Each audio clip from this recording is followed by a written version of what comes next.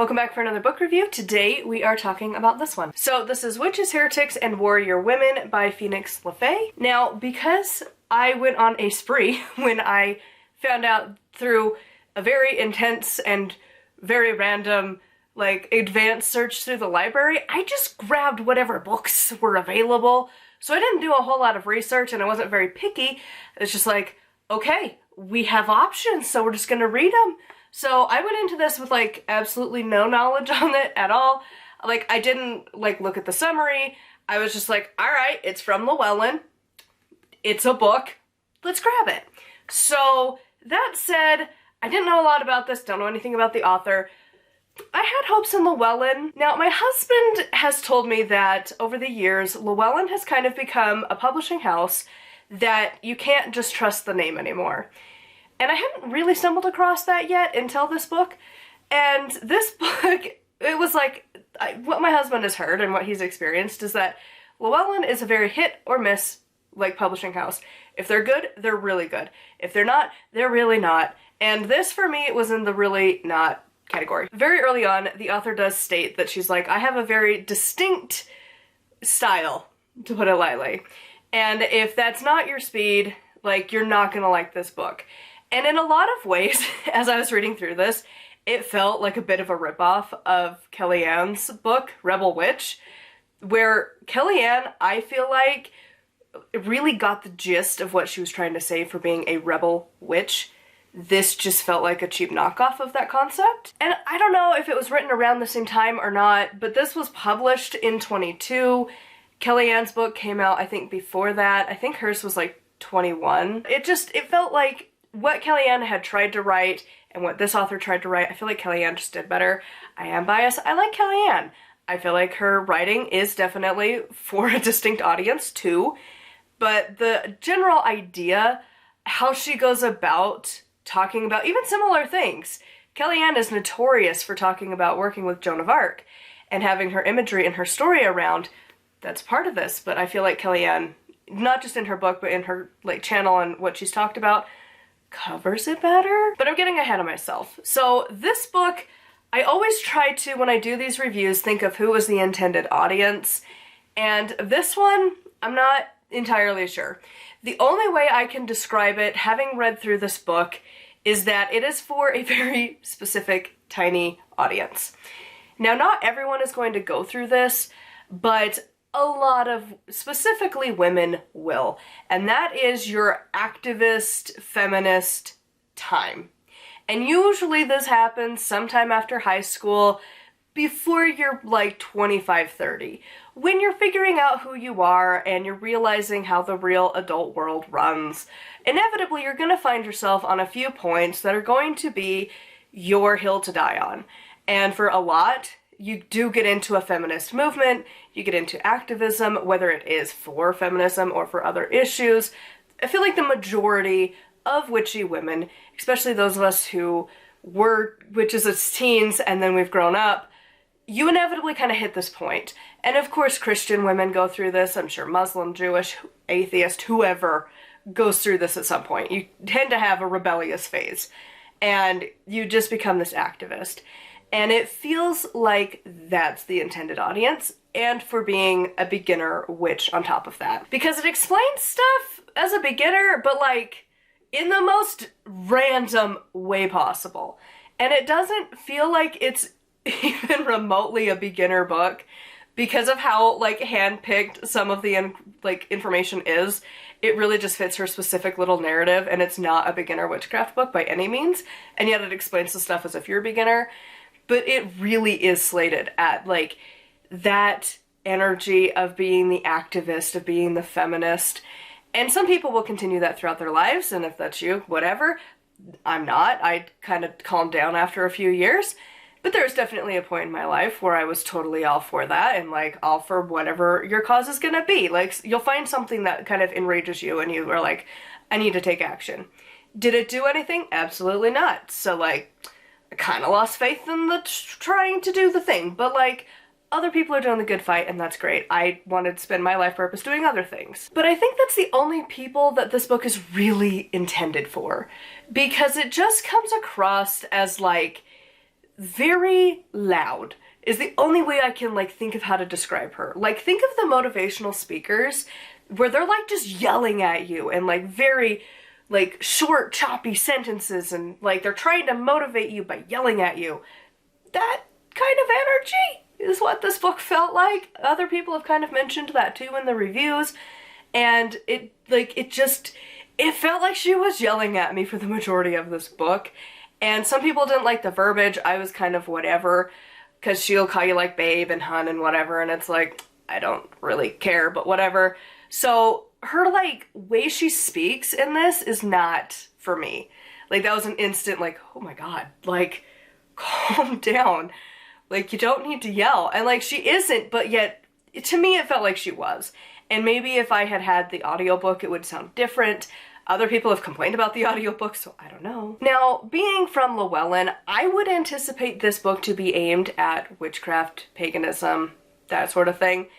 Yet, all of the examples from here are not actual witchy women. They are random. Most of the figures in here are very Christian. They use the term to label themselves from these times as Christian. And so it felt very weird to be like, why are we not including, like, feminism for, like, witchcraft?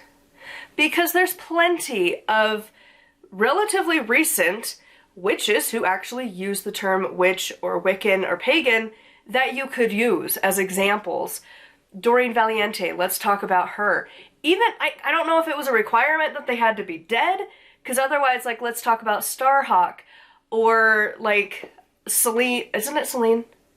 From the Circle Round in, like, Wisconsin. Like, there's a lot of women that are options, and that have made huge movements. And if you want the feminist side of it, again, Doreen over here, and Doreen Fortune, I think? Dion Fortune, I think would also be one as well. But, like, there's a few that we could have talked about as options for this. It just felt really weird. And her examples, some of them I could be like, I guess, but it's still weird. If we're talking about being a witch, about doing witchcraft, about being the heretic, about doing this stuff, why are you picking, like, Joan of Arc, who actively said she's not a witch and is not practicing witchcraft, that it is Christian? Why? Like, I can see why she said that, but it just doesn't make sense to me. It seems really weird to have a very Christian idol who is, I think she actually got the, like, level of sainthood now for a book about witches. Just seems really weird. And for actively wanting to turn and use the label of witch. Same with, and there was, like, some that it just felt weird. Like, she has, like, this, like, weird fantasy where Anne Boleyn, and if you don't know your European history, she was the second wife of Henry VIII, with the classic saying, divorced, beheaded, died, divorced, beheaded, survived. That dude.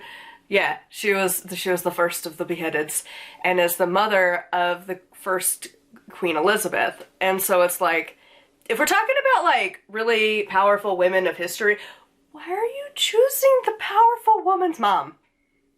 Because, like, Anne Boleyn was not as much of a powerful figure as her daughter. Like, Queen Elizabeth I did some really, like, powerful stuff.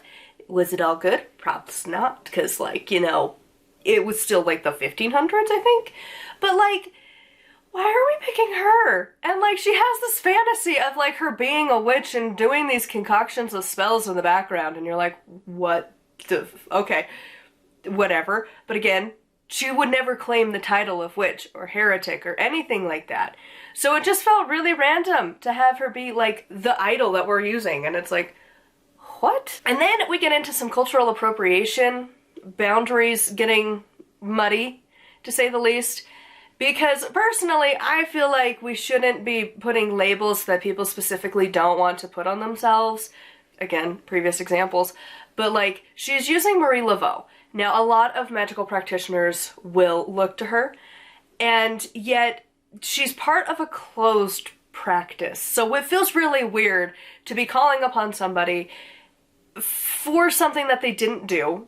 that witchcraft and the hoodoo, voodoo, that whole community, I don't know which is the specific term and which one she was specifically a part of. I haven't really researched it much, but I do know it was not witchcraft.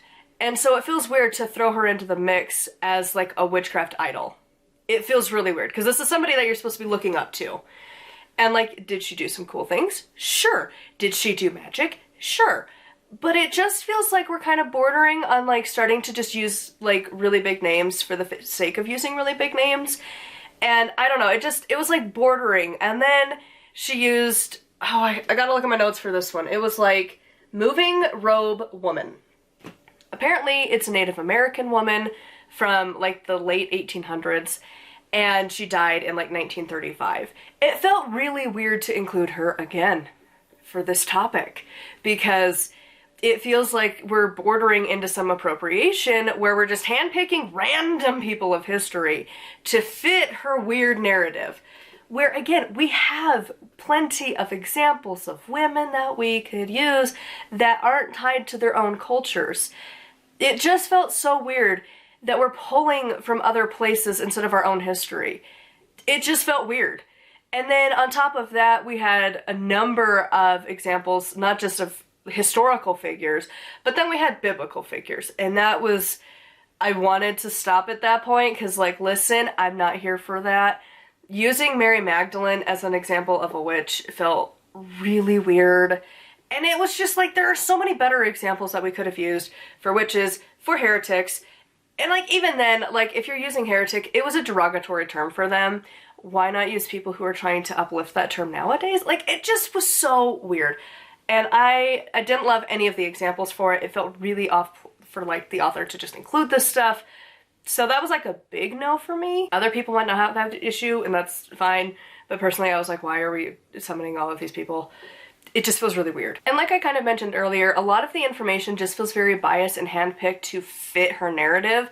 I wasn't the only one who felt that way. A few other people noted that the information, the people she chose really were squished to fit into her narrative. And like, of course you kind of do that, but also, I don't know, it just, none of this fit well for me. Between her yelling at you, picking like mostly, if not all, really, Christian idols, like historical figures and non-historical figures. The people she chose as her examples were just really random. And so again, it just came off as really awful. Is it the worst book? No. But what did it really remind me of? Okay, so remember last year we talked about Basic Witches? That felt like it was aimed for teenagers, like middle school teenage. This is the grown-up equivalent, is what it honestly feels like. It's a little bit better. It does take witchcraft a little more serious, but not by much. And that's why I'm giving it like a 2 out of 5 instead of a 1 out of 5. I am very grateful that this was from the library, so I didn't spend any money on this. I would not recommend it unless you are that specific crowd that I mentioned at the beginning of the book. Because really, I kept constantly like being like, this feels like the grown-up edition, like the early 20s, like 18 to like 23-year-old edition of Basic Witches that I really hated. And this is just like a little bit better, like you've grown up a little bit, but not by much. And so anyways, those are my thoughts on this book. I would love to hear yours in the comments down below. Huge thank you to my patrons. I'll have their names here on the screen. If you'd like to support me and get access to exclusive content, it is patreon.com/nightwillowcrafts. Make sure to like and subscribe. I post every single day. And until next time, thank you so much for watching, and blessed be.